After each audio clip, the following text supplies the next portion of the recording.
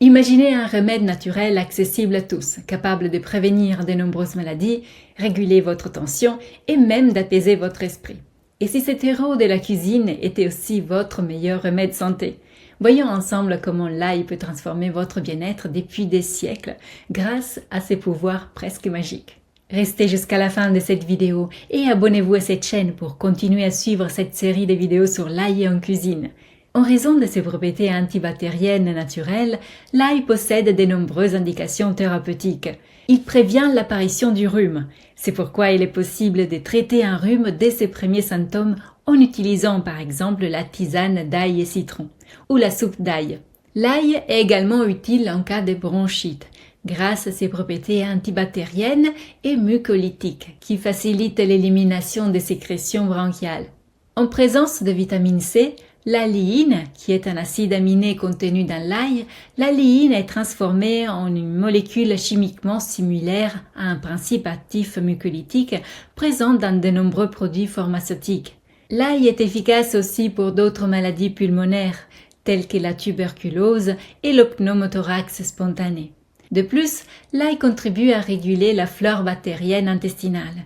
Ce n'est pas un hasard si dans les régions où les gastroentérites sont endémiques, comme au Moyen-Orient et en Afrique du Nord, l'utilisation de l'ail est omniprésente dans l'alimentation et la culture de cette plante est extrêmement répandue. Enfin, il est reconnu que l'ail a une fonction régulatrice sur la pression artérielle. Outre ses propriétés antibactériennes et hypotensives, l'une des principales vertus de l'ail est son action sédative sur le système nerveux central. Il est donc très utile pour les personnes hyperexcitées ou insomniaques, sujettes à irritabilité nerveuse et à dépression. Dans ce cas, l'ail agit efficacement pour réguler le tonus nerveux. Il élimine la peur, l'insécurité, la dépression et réduit l'insomnie. Le principe actif responsable de cette action thérapeutique est encore une fois l'alliine volatile, qui agit également par inhalation de l'air où l'ail est présent.